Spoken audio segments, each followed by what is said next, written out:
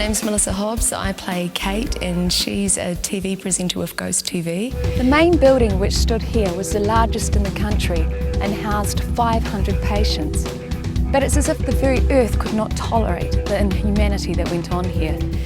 And she's basically sort of the moral compass of the story. She's the one that wants to do the right thing. It was right here in 1942 that the wooden extension to the main building stood. No, it must have been over there. For fuck's sake, Sam. No, because look, it was 100 yards from that point, whatever. so that means it must have been about there. Okay, my name's Harley Neville and I play the character of Sam. We can watch it from the dock when they play it in court. Come off it, Sam. You know I'm a really good editor. I can edit in camera, and if something goes wrong, you're gonna look like a hero saving that crazy chick. I'm Dell McLeod. I'm playing the role of Wendy, who is a television producer making a show called GhostTV. This is my shoot, Margie. It's got nothing to do with you. Yes, it does. Hi, my name is Leah Carrell and I am playing the role of Margie in GhostTV. Margie, don't look at the camera, please. Okay, from the top please, Kate. Rolling. Okay. So what's the scare here, Clayton? My name's Adam Thompson and I play the role of Clayton, the expert scientist in paranormal activity that's been brought on the episode of GhostTV. Poltergeist activity is associated with extreme mental states, usually sexual frustration, but also anger and hate. All of this, I build things, I set the sets, I do the computers, I do the logging, I capture all the data, I back it up. I love this stuff. These guys have left the van, they're now heading inside, they're on the hunt for Margie, they've got the pills, and they don't know what's coming next. So I'm Phil Davison, I'm the director of GhostTV, the film GhostTV, and we're at the former lunatic asylum, Seacliff Lunatic Asylum, which is on the Otago coast, a little while north of Dunedin. This place used to be the largest lunatic asylum in the country, and we're setting a fictional film here based on the idea of a reality TV crew who have come here to make a TV program about the ghosts of Seacliff. There already has been a reality TV program made by ghost hunters here, so we've got the right spot. And of course what's going to happen is it won't be the ghosts of Seacliff that gets them, it's going to be their own relationships that get tangled up when they get a bit scared, and when we get a bit scared. You know that creepy building down by the gate?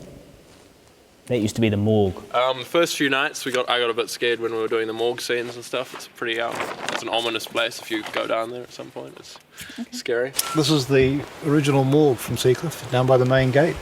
It's a pretty creepy looking building, and it really is a creepy, creepy building. Walking into the morgue was a bit weird, partly because Phil had prepared it all, not let us in there, and then he filmed us when we first walked in. And it wasn't as dark and dingy and scary as I thought, but when we first walked in, some flies started buzzing around. Roll sound. Roll it. Scene 34, shot 6, take 2.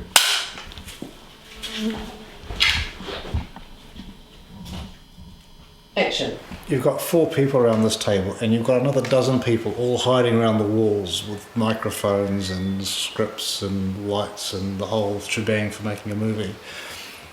And we sit here, and Clayton says, Is anyone here? We request your presence. And it's like, oh, this is really spooky. Not just the film, just being here and summoning in this place. Is that someone there who wants to talk to us? I don't know, it's just when you're in a morgue, then flies start buzzing around. It's kind of freaky. There's something really weird about that. I'll just film from here. What made you choose this location? I was sitting around talking with Dell, who plays Wendy.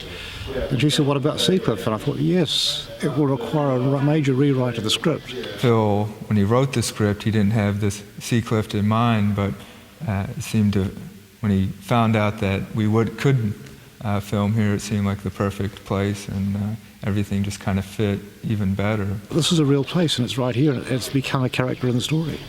So she suggested it, I rang up and found out, yes, we can get it, we can shoot here, and the place is genuinely creepy. Seacliff was a horrible place. Like institutions of its time, it was not a very nice place to be in, and there was that dynamic of power between the staff and the patients. They used electroshock treatment, and probably electroshock treatment as punishment. There's the famous case of Anne-Marie Annon, who was basically mutilated in the name of science. They removed her ovaries, her fallopian tubes, and her clitoris.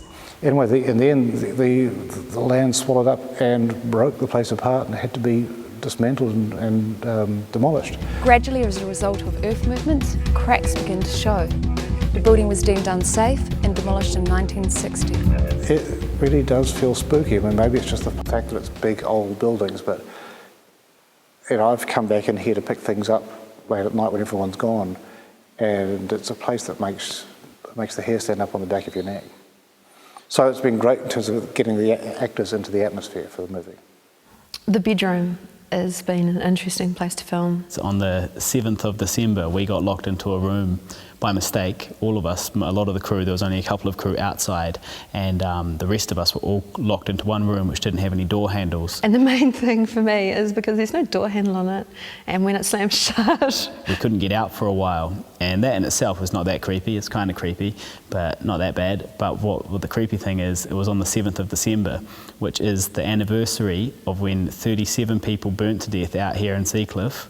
In 1942, December 7th, they burnt to death because they were locked in their rooms. With the great fire raging inside, they had no choice but to sit and watch as 37 inmates burned to death. I quite enjoyed creating Margie's physical being, you know. I brushed my hair out so it was just this unkempt, horrible hairstyle. And, you know, she was really hunched over. When she walks, she drags her feet. And Leah is actually nothing like, she's nothing like Margie. And it really surprises me sometimes when we finish a take and she smiles and actually no, she's actually a nice person. She's not at all like the character. So she is a very skilled actor. She doesn't actually have much dialogue at all. She has almost no lines, but she has a lot of close-ups. Without giving away too much of the plot, it's like about someone's got a principle, they want to do the right thing, and it doesn't always help them out, but in the end, they still try to stick to their principles. That's what Kate does. She wants to stick to her principles. She really does care about people. She wants to do the right thing, and some people are just sort of led along and go with the flow. There's some that will basically sell their own mother to complete something, and she's still sticking to her guns and saying, no, that's not right, we need to do this, we need to help someone. I think everyone's really enjoying playing their roles, but I'm really liking being a bitch. Fuck, I have to do everything for my fucking self! She's a really strong character. She doesn't mince words. She's really, really direct. She is a bitch. But also, I like the way Phil brings out the real person in the character as well. So she's not, none of the characters is stereotypical and shallow. She's actually, like I said, she's got a lot of stakes riding on it. So, at least if I faked it, I could build the drama properly. Oh, come on, Wendy. There were some wonderful, intense scenes in the van. You know, like Wendy, Kate's trying to get the point across that we need to do something and help this person. And Wendy's going, no, we've got to make this shoot work. And it's this sort of face-off between almost like these two alpha females just, and it's simmering, and that's what Phil manages to do. He manages to capture that simmering tension. This is too fucked up for words. We need to call 111. I'm not going to have any police here. I need to finish this shoot. It was great because you come out and you go, phew, afterwards, and you let it all go.